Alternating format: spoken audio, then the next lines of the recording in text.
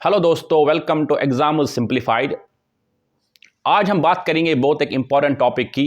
आपके general studies paper 2 में international relations वाले टॉपिक में इस साल जो Jammu Kashmir combined competitive examination main जो होने वाला उसमें ये क्वेश्चन आने के चांसेस काफ़ी है।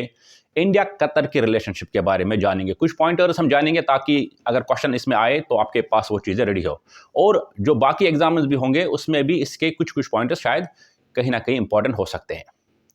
सबसे इंपॉर्टेंट पहले जानेंगे कि कल रात इंडिया में खुशी का माहौल था क्योंकि 8 नेवल सर्विसमैन को कतर ने रिलीज़ किया। पहले जानेंगे केस क्या था। अगस्त 2022 को यानी कि 30 अगस्त 2022 को 8 नेवल सर्विसमैन जो एक कंपनी में काम कर रहे थे जिसका नाम है Dahariya Global Technologies and Consultancy Services, ठीक है, ये कतर में काम कर इनको गिरफ्तार किया गया एस्पोनेज में, यानी कि आपने मुल्क के खिलाफ साजिश में इन्वॉल्व हो। एक्चुअली केस क्या था?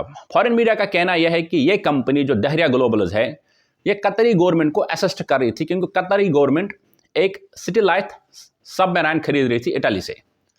वो सबमरीन जिसको मिसाइल डिटेक्ट नहीं कर पाएगा, और ये कंपनी जो दहरिया थी उनको असिस्ट कर रही थी, टेक्निकल असिस्टेंस दे रही थी क्योंकि नेवल एक्स सर्विसमैन थे, इनमें से एक कमांडर भी था, तो ये उनको टेक्निकलिटीज़ के बारे में बता रही थी। तो इन पे केस ये था कि आपने जो वो इंफॉर्मेशन लीक की है इसराइल के गवर्नमेंट को।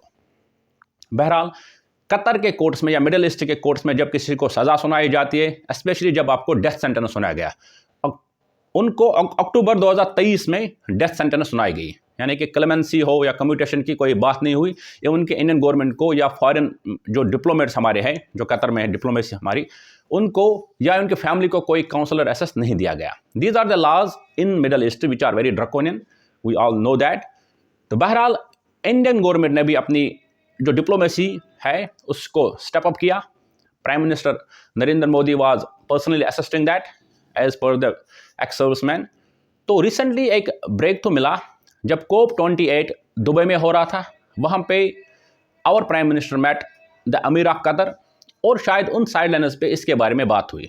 कल यानी कि 12 फरवरी को जब इन 8 सर्विसमैन को रिलीज़ किया गया तो एवरीबडी वाज जुबिलेंट। बहुत सारे लोगों ने बहुत पहले भी बताया था कि our nation forgot our people, कि हम अपने लोगों का ख्याल नहीं रख रहे जब इनको सजाए मौत दी गई थी वहाँ पे। बहरहाल यहाँ पे मुझे याद आ रहा है कि हमारी जो एक्स फॉरेन मिनिस्टर थी सुष्मिता स्वराज, लॉन्ग बैक उसने एक ट्वीट किया था, if you are stuck in Mars also our embassy will reach there also. तो आज शायद वो कहीं ना कहीं प्रूव हो गया कि if you are stuck anywhere no matter what conditions we will try our best to bring you back. तो अब समझते हैं कि इंडिया कतर की रिलेशनशिप क्या है। देखिए, हमारा और कतर के बीच जो रिलेशनशिप है, बायलैटरल ट्रेड $80 बिलियन से ज़्यादा है, ठीक है। 7 लाख से ज़्यादा लोग इंडिया के कतर में काम करें। कतर ने जो सक्सेसफुली फीफा ऑर्गेनाइज किया उसकी कंस्ट्रक्शन में जो वहाँ पे स्टेडियम्स बने उसमें इंडिया के जो वर्कर्स क्लास है उनकी कंट्रीब्यूशन बहुत ज़्यादा है।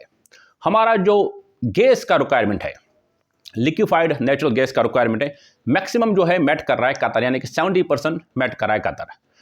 कतर से हम पेट्रोकेमिकल्स लाते हैं और यहाँ से हम कतर को जैसे कि आयरन हो गए, आयरन के कुछ कंपोनेंट्स और बिल्डिंग मटेरियल उनको एक्सपोर्ट करते हैं। तो उसके साथ साथ इन्वेस्टमेंट यानी कि बैंकिंग इन्वेस्टमेंट की भी डील्स हैं हमारे उनके साथ, बायलैटरल सिक्योरिटी और इकोनॉमिक कोऑपरेशन भी है कतर के साथ, और उसके साथ साथ फूड प्रोसेसिंग यूनिट में भी we are collaborating with the Qatar. तो इसके साथ साथ हमारी और कतर के बीच नेवल एक्सरसाइज भी है जिसे हम जहरुल अल बहर कहते हैं, यानी कि रोर ऑफ द सीज, ये कभी आ सकता है। जहरुल अल बहर जो नेवल एक्सरसाइज है कतर और इंडियन नेवी के बीच। तो ये कुछ पॉइंटर्स थे जो हमें ज़रूरी है, आप अपने पेपर में लिख सकते हैं ये पॉइंटर्स कि रिलेशनशिप कतर का कैसा है। तो इसके लिए मैंने इसलिए सोचा कि इस बारे में बात करते ताकि क्योंकि ये टॉपिक न्यूज़ में था और ये हमें जानना भी ज़रूरी है कि कैसे हमारी डिप्लोमेसी ने विथ प्रोएक्टिवनेस कैसे अपने 8 नेशनल्स को कतर के जेल से छुड़ा के इंडिया लाया। Thank you very much.